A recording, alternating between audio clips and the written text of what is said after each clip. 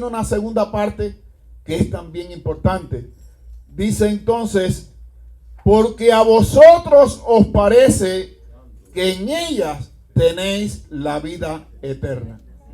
Un segundo elemento que nos da este versículo es que Jesús le está hablando con sus discípulos y le está diciendo que el entendimiento de ellos es que ellos pensaban que en ellas tenían esas cosas en la medida que ellos tuvieran conocimiento de ellas. Porque a vosotros os parece que en ellas tenéis la vida eterna.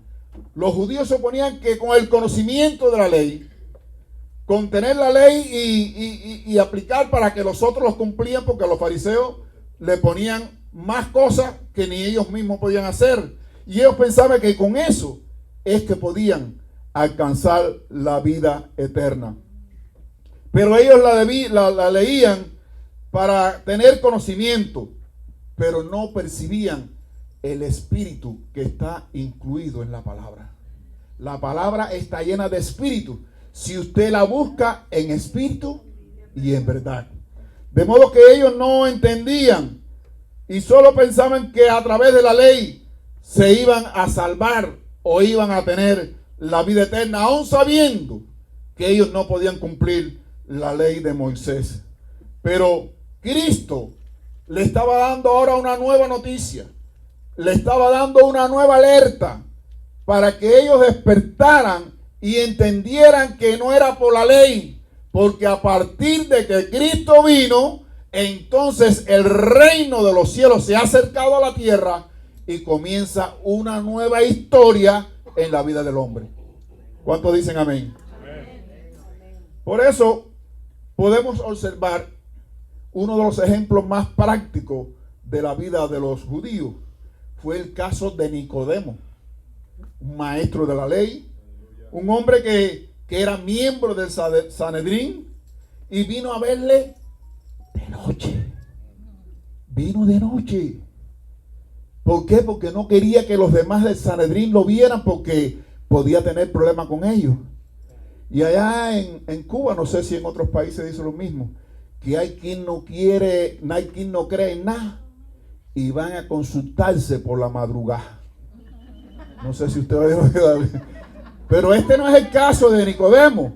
Nicodemo fue con un corazón sincero, no para ripostarle a Cristo, ni para debatir como lo hacían los otros fariseos, sino que Nicodemo fue con un corazón sincero, porque quería conocer más de la profundidad de la palabra de Dios.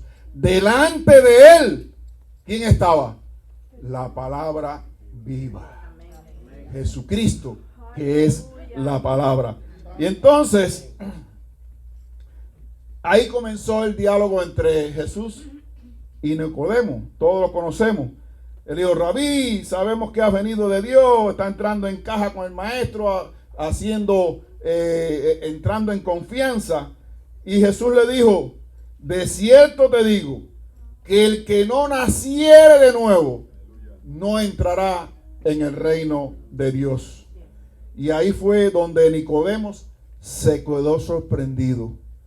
Claro que esto era algo nuevo que entraba en el conocimiento de los judíos, porque Jesús estaba cara a cara con los judíos, enseñándole, explicándole, entendiendo la nueva situación que vendría en esto. Y precisamente en Juan capítulo 3, que es donde está el encuentro con Nicodemo, Jesús le dijo: de cierto te digo, que el que naciere de agua y del Espíritu, si no naciere del agua y del Espíritu, no puede entrar en el reino de Dios.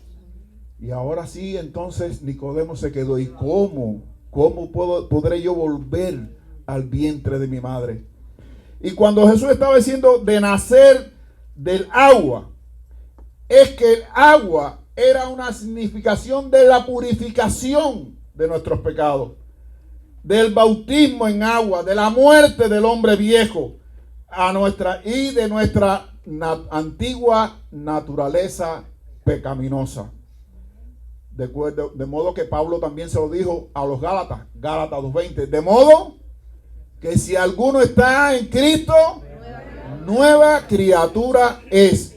Las cosas viejas pasaron. He aquí, todas son hechas nuevas.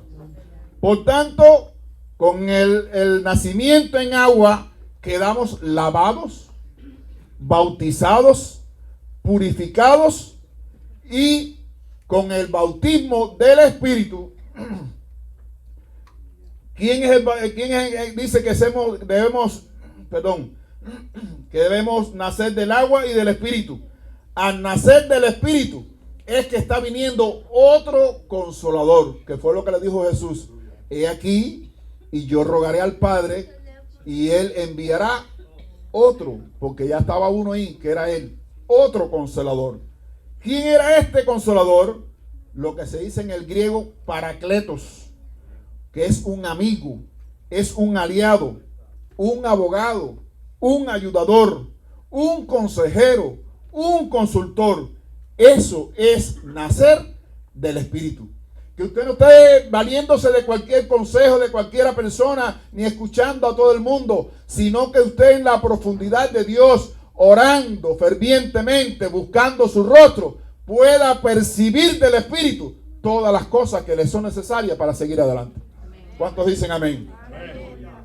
Por eso es que Jesús le dice: Nicodemo, de cierto te digo, que el que no naciere del agua y del Espíritu no puede entrar en el reino de los Dios, en el reino de Dios.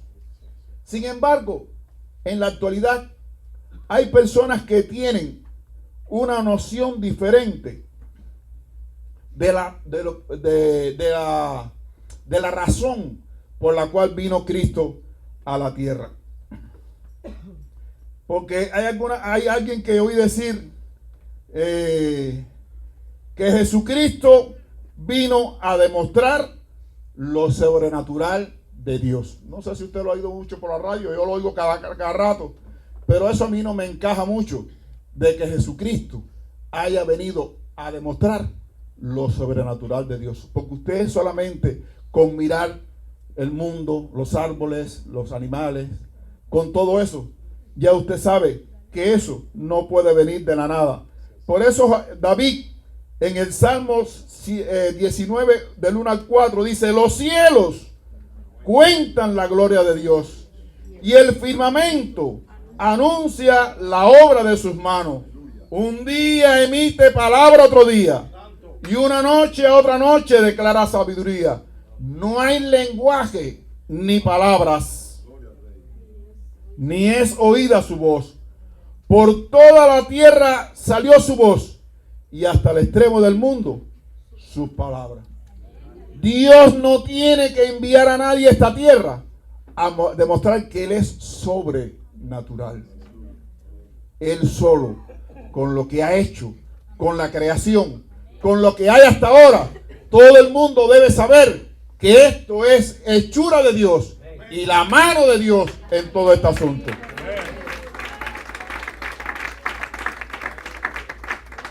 Por eso quiero brevemente darle a conocer 7 ejemplos que muestran el papel desempeñado por Jesús aquí en la tierra, que no es mostrar lo sobrenatural de Dios. Lo primero que podemos ver es que en Mateo 4, versículo 17, dice la palabra: cuando Jesucristo comenzó su ministerio. Desde entonces comenzó Jesús a predicar y a decir: arrepentíos, porque el reino de los cielos se ha acercado. Más adelante, en Mateo 7, 21, dice: no todo el que dice Señor, Señor, entrará en el reino de los cielos, sino el que hace la voluntad de mi Padre que está en los cielos. Esa es la primera característica de a lo que vino Jesús, que no fue a demostrar nada, sino Él vino a dar a conocer al Padre y al reino de los cielos. Y por eso, como una segunda característica, en el sermón del monte, en las bienaventuranzas, que son 9, solamente 5 pertenecen al reino de los cielos. Cuando dice: bienaventurados los pobres de espíritu, porque de ellos es el reino de los cielos. En 5:8, bienaventurado el de limpio corazón, porque ellos verán a Dios. ¿Y dónde está Dios? En el reino de los cielos. El 5:9, bienaventurados los pacificadores, porque ellos serán llamados hijos de Dios. ¿Y a dónde van los hijos de Dios? Al reino de los cielos. En 5:10, bienaventurados los que padecen persecución por su causa, porque de ellos es el reino de los cielos. Y 5:12, que es la quinta bienaventuranza que habla del reino: gozaos y alegraos, porque vuestro galardón es grande en los cielos, porque así persiguieron a los profetas y los que fueron antes que vosotros. Hay una tercera característica de que Jesús vino a demostrar el reino de los cielos. Dentro de las enseñanzas fundamentales en Mateo capítulo 13, hay 7 versículos que narran el reino de los cielos. Pero cada uno tiene una connotación diferente. Digamos, en 13:24 habla del reino de los cielos semejante a un hombre que sembró la buena semilla. ¿Cuál es la buena semilla que hay que sembrar? La palabra de Dios. Bendito Dios. En 13:31, el reino de los cielos es semejante al grano de mostaza. ¿Qué está significando esta enseñanza de Jesús con respecto al grano de mostaza? Que nuestra fe puede ser bien pequeña, pero en la medida que la multipliquemos con la lectura de la palabra, con escudriñar la palabra, va a crecer tan grande que podemos creer todas estas cosas que están escritas en la palabra. ¿Cuántos dicen amén? En 13:33 dice: el reino de los cielos es semejante a la levadura. Y se refiere a la contaminación de la cual tenemos que alejarnos. Estar siempre presto a oler dónde está el mal, la maldad y el pecado, y apartarnos de él. ¿Cuántos dicen amén? Dice que en el 13:44, el reino de los cielos es semejante a un tesoro escondido. Ese tesoro que estaba escondido, que para mí estuvo escondido porque yo no lo había encontrado. Y ese tesoro era Jesucristo mismo. Y entonces en esa parábola el Señor también está hablando. En 13:45, el reino de los cielos es semejante a un mercader que busca buenas perlas. ¿Cuáles son las buenas perlas? Aquí hay una persona que viene cada rato a predicar y siempre nos está dando perlitas. ¿No la conocen? María Stenser. Ella viene aquí y vamos a las misiones y siempre nos dice: traigo 4 perlas, 3 perlas, y nos da un mensaje maravilloso, porque la palabra también son perlas preciosas para nuestra vida. Bendito sea Dios. Ahora podemos encontrar en el punto número 4 una gran realidad, porque en Lucas 4:18 dice: el Espíritu del Señor, hablando del Señor Jesucristo, está sobre mí, por cuanto me ha ungido para dar buenas nuevas a los pobres. Me ha enviado a sanar los quebrantados de corazón, a pregonar libertad a los cautivos y a visitar a los ciegos y en poner en libertad a los oprimidos. A esto fue que vino el maestro. En 4:19 dice: a predicar el año agradable al Señor. ¿Cuál es el año agradable al Señor? ¿En el año 0? ¿En el año 1? ¿En el año 20? ¿En el año 2000? ¿Cuál es el año agradable para el Señor? El año agradable para el Señor es el año tuyo, en el que tú estás aquí y tú debes predicar la palabra. Este es el año agradable desde el punto de vista tuyo, para quedar bien y a cuentas con el Señor. Este es el año agradable para el Señor. Bendito Dios. Y por último, en Lucas 16:6 dice: la ley y los profetas eran hasta Juan. Desde entonces el reino de Dios es anunciado y todos se esfuerzan para entrar por él. ¿Cuántos se esfuerzan por entrar en el camino del reino de los cielos? Bendito sea Dios. En quinto lugar, podemos encontrar que entonces Jesús le da una gran enseñanza a Nicodemo. Ahí en el capítulo 3 de Juan, versículo 11 dice, le dijo a Nicodemo: de cierto te digo, que lo que sabemos hablamos, y lo que hemos visto testificamos, y no recibimos nuestro testimonio. esto que le estaba pasando a Nicodemo, a los judíos, era lo que también me pasaba a mí y a mi abuelita. Mi abuelita, de lo que ella sabía, ella me hablaba, y era el oscurantismo. Pero ahora nosotros, que estamos escudriñando la palabra, ahora nosotros que hemos pasado a otro nivel, ahora que hemos conocido la verdad, entonces sí sabemos de qué tenemos que hablar. Sí sabemos qué tenemos que decir, en qué momento y a qué hora, y a quién se lo debemos decir. ¿Cuántos dicen amén? Y dice en el versículo 3:12, si os he dicho cosas terrenales y no creéis, ¿cómo creéis si las dijere las celestiales? Continúa en el 13, nadie subió al cielo sino que el que descendió del cielo, el Hijo del Hombre que está en el cielo.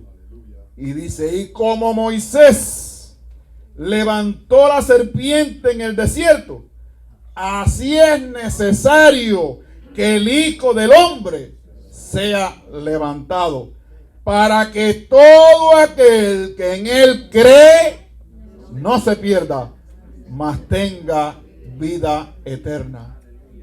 Pero hubo otro antes que Jesucristo dijera estas cosas. Hubo otro que vino delante, que era el precursor, Juan el Bautista. Ya lo conoció, ya estuvo por allí. Y dice Juan en Juan 3:36, el que cree en el Hijo tiene vida eterna, pero el que rehúsa creer en el Hijo no verá la vida, sino que la ira de Dios está sobre él. Y aquí hay, en este versículo, Juan nos está dando dos palabras clave. La primera dice el que cree. Cree quiere decir en el griego pisteu, que significa obedecer. Y la otra palabra clave es rehúsa. Y rehúsa viene del griego apeteu, que es desobedecer. ¿Qué le preferimos nosotros entonces? ¿Creer o rehusar? Nosotros somos de los que creemos. Nosotros somos de los que creemos y sabemos en quién hemos creído, en dónde estamos y hacia dónde vamos. ¿Cuántos dicen amén? Por eso dice el Señor en Juan 17:3, y esta es la vida eterna, que te conozcan a ti, el único Dios verdadero, y a Jesucristo, a quien has enviado. Estas son las 7 cosas que demuestran una vez más que Jesucristo vino a dar a conocer al Padre, a dar a conocer el reino, a darnos a conocer a Dios, y que nosotros podamos entender que es precisamente en Jesús donde debe estar centrada nuestra mira, nuestra confianza y nuestra esperanza, para un día no muy lejano estar junto al Padre, alabando y glorificando tu santo y divino nombre. Por eso, el primer aspecto que vimos es escudriñar las Escrituras. Y el segundo, porque a vosotros os parece que en ella tenéis la vida eterna.